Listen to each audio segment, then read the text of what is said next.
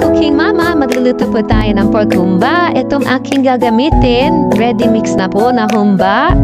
At kailangan natin lutuin as per package instructions. So mag-prepare na po tayo ng saucepan. Lagyan natin ng baboy. Yan po ang aking ginamit, 3/4 na kilogram. Add 1 cup water. At ito 1 pouch ng humba adobo series. Ayan. So kitang-kita naman, piniga ko maigi para yung mga residue na natitira sa ilalim is mapunta sa sabaw. So ayan, pigang-piga, kitang-kita naman. At i-mix natin to para mag-incorporate yung mixture. Yan. Mix lang maigi. Then, nilagyan ko to ng 3 dahon ng laurel. Ayan. At yung banana blossom na tuyo, dried banana blossom. Ayan. So, konti lang na. Haluin ulit. Then, takuluan natin to na hanggang sa lumambot yung karne.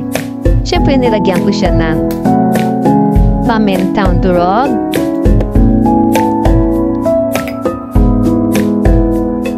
At yung siling tuyo na grated na labuyo yan. 1/2 teaspoon. Yung teaspoon ko is maliit kasi yan. So 1/2 teaspoon. Pakuluan maigi hanggang sa lumapot at lumambot ang karne. Then, hindi ko matitaste yung aking sarili. No. Siyempre, kailangan may touch pa rin ni Mama, ni Cooking Mama. So, naglagay ako dito ng 1 onion. Chop. Yan, bring to a boil. Then, lagyan ng. So, nasa sa inyo kung gusto yung lagyan ng sibuyas or hindi. Pwede naman. So, wala naman sa instruction na lagyan ng sibuyas. Hindi ko lang mapigil yung aking sarili. Gusto ko may sibuyas. So, nilagyan ko siya ng sibuyas kung kailan malapit na maluto. Nakakatawa ako.